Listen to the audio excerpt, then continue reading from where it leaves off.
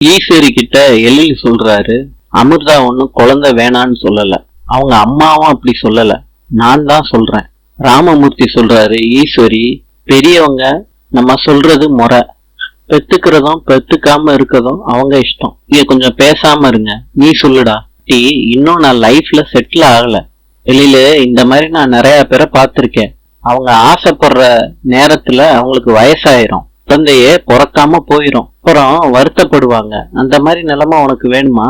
பாட்டி, அந்த மாதிரிலாம் எதுவும் ஆகாது. கோபி இனியா பிறந்ததுக்கு அப்புறம் தான் நல்ல வேலைக்கு போக ஆரம்பிச்சான், அது உனக்கு தெரியுமா? பாட்டி, நான் என்ன பத்தி தான் பேசிக்கிட்டு இருக்கேன். நான் சொல்றதுதான் நீ கேட்கணும் எழில. சீக்கிரத்துல வாந்தி எடுக்கிற சத்தம் இங்க கேட்கணும். ராதிகா அங்க வாமிட் பண்றாங்க, கோபி ஹெல்ப் பண்றாரு. ராதிகா சாப்பிட்டதுனால ஏதாவது ப்ராப்ளம் ஆயிடுச்சா? இப்படி வாமிட்டிங்க்கு வேற என்னமாச்சும் ரீசன் இருக்கும். ரொம்ப டயர்டா இருக்கு கோபி, நான் கொஞ்ச நேரம் தூங்கணும். எழிலும் செழியனும் பேசிக்கிட்டு இருக்காங்க. அப்ப பாக்யா வர்றாங்க. நடந்ததெல்லாம் எழில் சொல்றாரு. பாக்யா சொல்றாங்க, பாட்டி கிட்ட அந்த மாதிரிலாம் பேசக்கூடாதுன்னு சொல்றாங்க. செழியன் கிட்டையும் பாக்யா விசாரிக்கிறாங்க.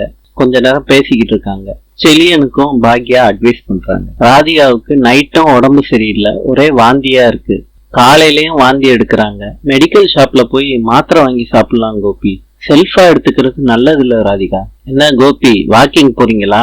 இல்லம்மா, ராதிகாவுக்கு உடம்பு சரியில்லை, அதனால பார்மசிக்கு போறோம். நைட்டு வாந்தி சவுண்டா கேட்டுச்சே, நீ தான் வாந்தி எடுத்தியா ராதிகா? நான் என்னமோ பக்கத்து வீட்டுல யாரோ வாந்தி எடுக்கிறாங்கன்னு நினைச்சேன். இல்ல அத்தை, நான் தான் வாந்தி எடுத்தேன். வாங்க கோபின்னு ராதிகா கூட்டிட்டு போறாங்க. ராதிகா சொல்றாங்க, ஓபன் பண்ணிருக்க மெடிக்கல் ஷாப்பா போங்க. ஓகேமா, நாளை சந்திப்போம். இன்று ஈரானின் தலைநகரம் டெஹ்ரான். நாளை சந்திப்போம்.